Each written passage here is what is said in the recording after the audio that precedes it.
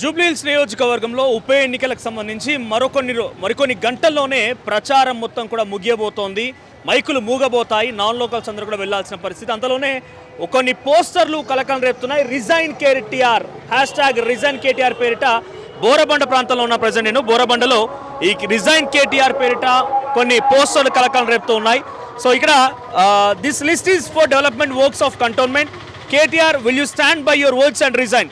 English మరియు తెలుగు రెండు లాంగ్వేజెస్లో ఒక క్యూఆర్ కోడ్ స్కానర్ను కూడా అమర్చి కొన్ని పోస్టర్లు రిలీజ్ చేశారు. ఇక్కడ కొన్ని పోస్టర్లు అంటించారు.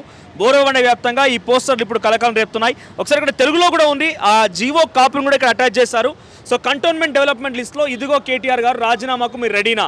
కంటోన్మెంట్లో జరుగుతున్న అభివృద్ధి పనులు, JBS to Shamirpet elevated corridor 4263 కోట్లు, పారడైజ్ జంక్షన్ నుంచి dairy farm road elevated corridor 1487 కోట్లతో ప్రారంభం, కంటోన్మెంట్ బోర్డుకు 303 కోట్ల డిపాజిట్, తర్వాత 10 కోట్ల స్పెషల్ ఫండ్, స్పోర్ట్స్ కాంప్లెక్స్కి 14 కోట్లు, 9 కోట్ల 40 లక్షలతో డబుల్ బెడ్రూమ్ ఇండ్లు పూర్తి.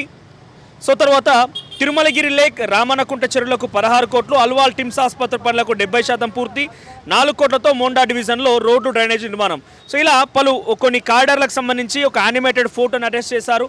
పక్కనే ఒక జీవో కాపీని కూడా దీంట్లో పోస్టర్లో ఏర్పాటు చేశారు. పైన ఒక ఫోటోని కార్టూన్ని కేటీఆర్ ఏదో చేతిలో డబ్బులు పట్టుకొని మోసుకొని పరుగులు పెడుతున్నట్టుగా ఒక కార్టూన్ని కూడా ఈ ఫోటోకు అటాచ్ చేశారు.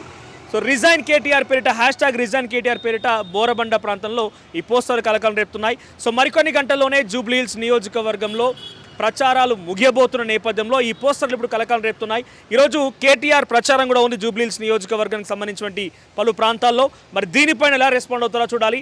సో దీని ముమ్మాటికి డెఫినెట్గా కంటోన్మెంట్కి సంబంధించి కొంతమంది ప్రజలు ఇక్కడికి వచ్చి ప్రచారాలు చేయడం, మాకు కంటోన్మెంట్ ఉప ఎన్నికల్లో గెలిచినా కూడా కాంగ్రెస్ పార్టీ ఏం చేయలేదన్న రకంగా కొంతమంది కంటోన్మెంట్కి సంబంధించిన మహిళలు కోడిని చేతబట్టుకొని కోడిని చూపించి మాకు తినమంటున్నారన్న రకంగా వాళ్ళు ప్రచారం కూడా చేశారు.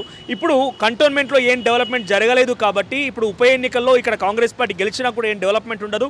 సో డెఫినెట్గా మీరు కాంగ్రెస్ కాదు బీఆర్ఎస్కి ఓటేయాలని చెప్పి కేటీఆర్ ప్రచారం చేయడంతో బహుశా ఈ ఫ్లెక్సీలు వెలిసినట్టుగా ఉన్నాయి. సో ఈ పోస్టర్ల పైన ఇప్పుడు ఈరోజు కేటీఆర్ ఎలా రెస్పాండ్ అవుతారో చూడాలి. మరి చరిత్ర సృష్టించినోడు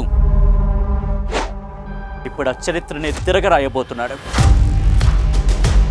అబద్ధాల గోడల్ని బద్దల కొట్టి నిజాలను రాగా మీ ముందుంచబోతున్నాడు. నిజమైన వార్తల కోసం వెంటనే డౌన్లోడ్ చేసుకోండి రా యాప్ని.